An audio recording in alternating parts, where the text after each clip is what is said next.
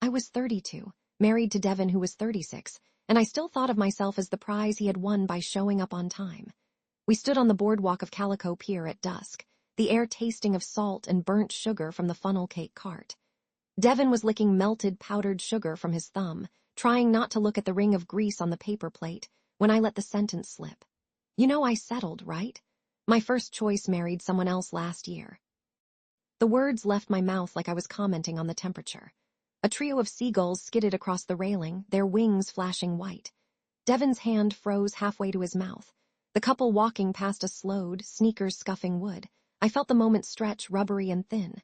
Devin lowered the funnel cake. Repeat that. I shrugged, flicking a crumb off my jacket. It is what it is. You wanted honesty. His laugh cracked the air, bitter and too loud. Honesty. Great. Thank you for that gift, Sloane. He turned and walked away, shoulders stiff, funnel cake paper still clutched like a crushed bird. I watched him weave through the crowd until the neon lights swallowed him. My stomach fluttered, but I told myself he would cool off by the time he reached the parking lot. He did not come home that night. I sat on the rooftop of our loft building, knees to chest, city lights smearing gold across the river. I texted him at 1 a.m, "You are being dramatic. Come back." No reply. The next day I found him in the community garden 2 blocks east, kneeling between rows of kale. Dirt streaked his forearms. He did not look up when I approached. "Look, I am sorry you took it the wrong way," I said, blocking his sunlight. "I just meant we both have pasts." He yanked a weed so hard the roots snapped. "Past? You just told me I am plan B, that is not." I stopped, annoyed. "You are twisting this." Devin stood, dusting soil from his palms. His eyes were red-rimmed. "I spent 10 years thinking we chose each other. Turns out I was just the leftover option." He walked past me, boots thudding on the dirt path. I stood there, mouth open, while a bee buzzed around my head like punctuation. I tried again the following week at the outdoor climbing gym, the one with the fake boulders behind the old train depot. I wore the tank top he liked, the black one with the tiny tear near the hem. I waited until he was halfway up the wall, chalk on his fingers, then called up to him. "I booked us a weekend in Ajay. Thought we could reset." He did not answer. He reached the top, tapped the bell, and rappelled down without meeting my eyes. "Did you hear me?" I asked as he unclipped his harness. "I heard you," he said. "I am not going." "Devin," he faced me then, voice low, "you cannot bribe me back with a trip. I am not a dog you forgot to feed." I laughed, too sharp. "Seriously. You are going to throw away 8 years because of one sentence?" "8 years of you keeping score," he said. 8 years of jokes about my hairline, about my salary, about how lucky I am. I am done auditioning for the role of grateful husband. He left me standing beside the crash pad while teenagers shouted on the slackline. Our friends picked sides faster than I expected. At the Saturday farmers market, Mara averted her cart when she saw me, pretending to inspect peaches. I caught up to her by the honey stand. "Are we not talking now?" I demanded.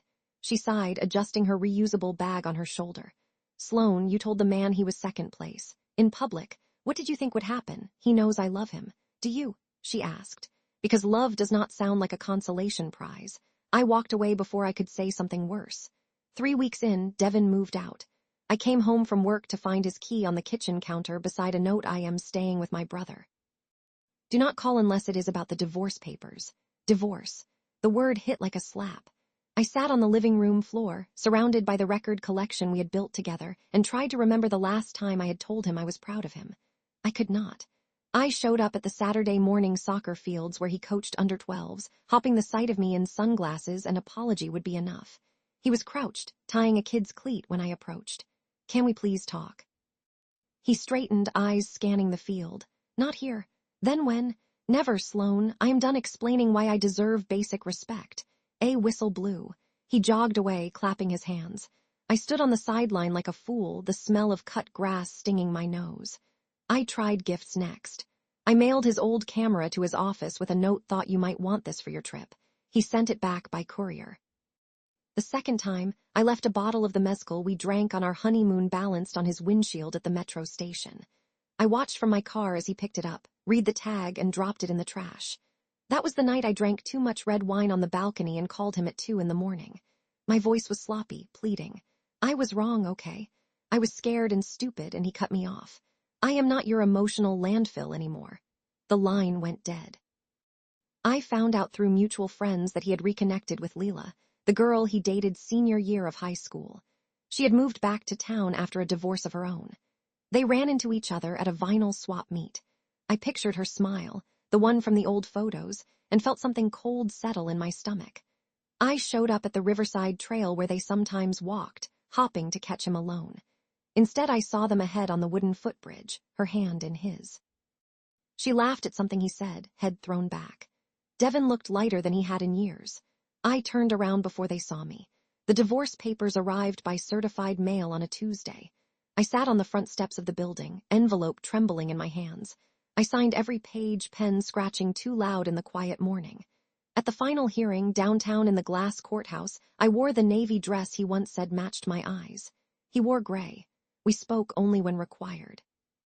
After the judge declared us divorced, he stood, offered a polite nod, and walked out without looking back. I watched him through the window as he descended the courthouse steps. Leela waited at the bottom, holding 2 cups of coffee. He took one, kissed her cheek, and they walked toward the park where the jacarandas were blooming purple. I stayed at the window long after they disappeared. Now I live alone in the loft, the record collection half gone, the other half reminders of every song we never danced to. I wake up some nights thinking I hear his key in the lock, then remember the silence is permanent. I replant the garden boxes he left behind. The kale bolts, the tomatoes split.